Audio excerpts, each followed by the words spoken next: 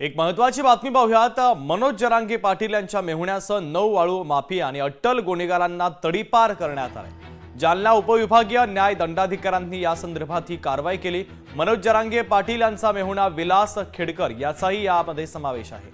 वाळूचं अवैध उत्खनन, वाळू चोरी, जीवे मारण्याच्या उद्देशाने मारहाण, जाळपोळ, सरकारी कामात अडथळा इत्यादी गंभीर गुन्हे आहेत। मराठा आंदोलक मनोज जरांगे पाटलांचा मेहुणा विलास खेडकर याच्यासह 9 वाळू माफिया आणि अट्टल गुन्हेगारांवर तडीपारीची कारवाई करण्यात आल्याने खळबळ उडालेली आहे। काल उशिरा प्रशासनाने तडीपारीचे आदेश काढले। त्या 9 गुन्हेगारांमध्ये 6 गुन्हेगार हे मनोज जरांगे पाटील यांच्या आंदोलनामध्ये सक्रिय आहेत।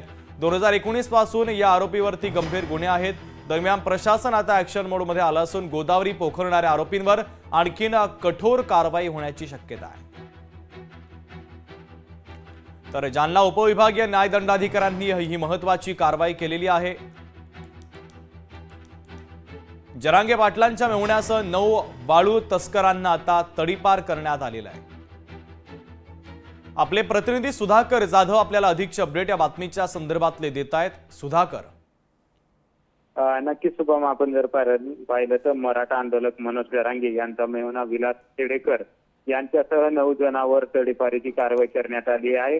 यांच्यावर आरोप आहे वाळू उत्खनन करणे यासह अट्टल गुन्हेगार जे असल्यामुळे यांच्यावर तडीपारीची कारवाई करण्यात आली आहे। रात्री उशिरा या संदर्भातले आदेश निघाले असून यातील 6 जण जरांगेंच्या आंदोलनामध्ये सक्रिय असल्याचं पाहायला मिळालं होतं आपल्याला।